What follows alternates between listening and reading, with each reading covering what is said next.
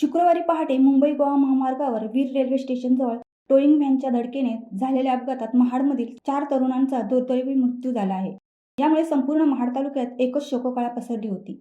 या घटनेची माहिती राज्याचे रोजगार हमी, फलोत्पादन, खारभूमी खात्याचे मंत्री नामदार भरतशेठ गोगावले यांना समजताच त्यांनी या घटनेबाबत शोक व्यक्त करीत मृतांच्या कुटुंबियांप्रती संवेदना व्यक्त करीत जखमींना तातडीने आणि चांगले उपचार होण्यावर गोगावले यांनी वैद्यकीय यंत्रणेस आदेश दिले होते. काल नामदार भरतशेठ गोगावले यांनी मुख्यमंत्री देवेंद्र फडणवीस यांच्याशी सदरच्या दुर्दैवी अपघाताची माहिती देत अपघातातील सर्व मृत तरुण गरीब कुटुंबातील असल्याचे सांगत त्यांना आपण मदत करणे गरजेचे असल्याची विनंती भरतशेठ गोगावले यांनी मुख्यमंत्र्यांना केली असताना तात्काळ त्यांनी ती मान्य केली. या अपघातामध्ये सूर्यकांत सखाराम मोरे वय 52 वर्ष नवेनगर, ऋतिक नथुराम शेलार वय 25 व प्रसाद रघुनाथ नातेकर वय 25 राहणार कुंभाराळी, समीर मेंढे वय 35 वर्ष राहणार दासगाव या 4 मयतांच्या वारसांना मुख्यमंत्री सहाय्यता निधीतून 5 लाख रुपये दिले जाणार असल्याची माहिती सूत्रांकडून मिळाली आहे. अत्यंत दुर्दैवी घटना घडलेली आहे आणि त्याबद्दल आम्ही दुःख व्यक्त करतोयच, परंतु